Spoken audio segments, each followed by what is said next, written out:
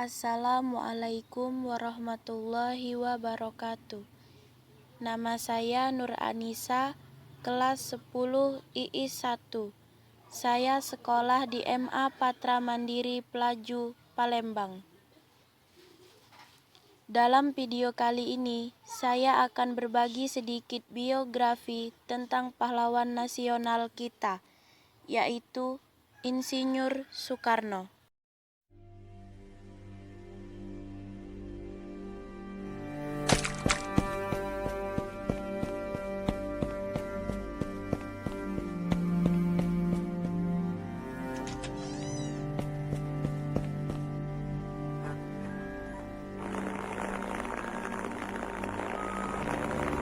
Kami, bangsa Indonesia, dengan ini menyatakan kemerdekaan Indonesia. Itulah dia, siapa lagi kalau bukan Soekarno.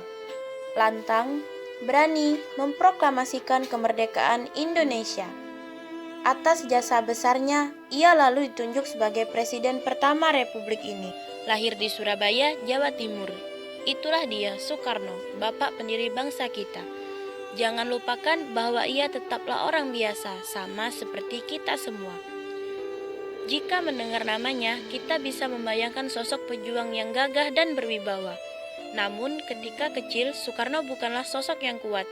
Hidupnya hampir tak terselamatkan. Menderita karena sakit-sakitan. Sampai-sampai ayahnya mengganti namanya dari Kusno menjadi Karno. Entah kenapa sejak itu pun Soekarno seperti terlahir kembali. Ia tumbuh besar dan sehat, menjadi anak cerdas dan berprestasi. Beranjak remaja, merantaulah anak cerdas itu ke Bandung untuk belajar di Sekolah Teknik Sipil. Ia lulus menjadi bumi putra ketiga yang menjadi insinyur kala itu. Tapi sang insinyur justru lebih jatuh cinta pada seni dan keindahan. Ia lebih suka merancang gambar menjadi bangunan. Kecintaannya pada keindahan juga ia temukan pada sosok perempuan yang menjadi ibu kosnya. Inggit Garnasih namanya. Mereka menikah lalu berdampingan merintis perjalanan awal Soekarno sebagai pejuang revolusi. Tahun-tahun berikutnya diisi Soekarno dengan perjuangan.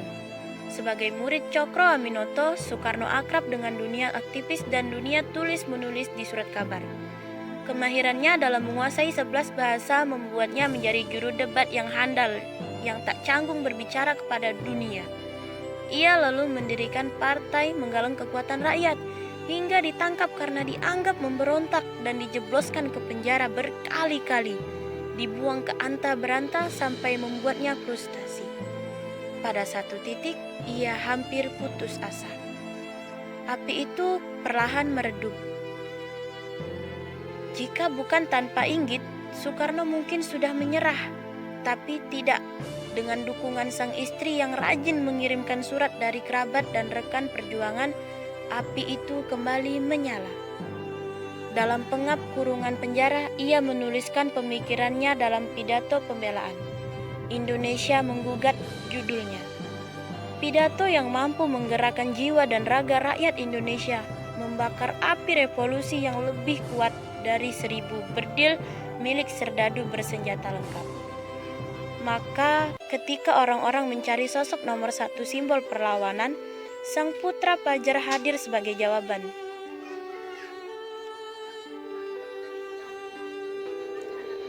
Berbicara tentang Soekarno tidak akan ada habisnya. Dialah proklamator yang dipuja, meski sosoknya juga tak jarang dihujat. Seiring dengan kekuasaan yang bertambah, ia memimpikan dirinya sebagai pemimpin besar yang bercita-cita memerintah seumur hidupnya. Kemauan kerasnya itu memaksa ia harus mengambil jalan yang berbeda, meninggalkan kawan, sahabat, bahkan kekasih yang ia cintai. Pada akhirnya, impian itu tidak pernah terjadi. Pemimpin besar itu justru pergi dalam sunyi. Ia meninggalkan jejak sebagai simbol perlawanan. Pahlawan kemerdekaan. Ia sosok yang wajahnya akan selalu melekat pada dinding-dinding rumah. Dan tentu saja hati kita semua.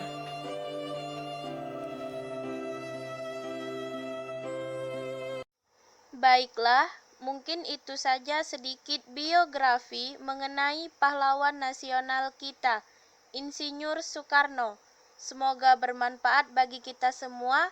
Saya Nur Anisa, saya akhiri. Wassalamualaikum warahmatullahi wabarakatuh.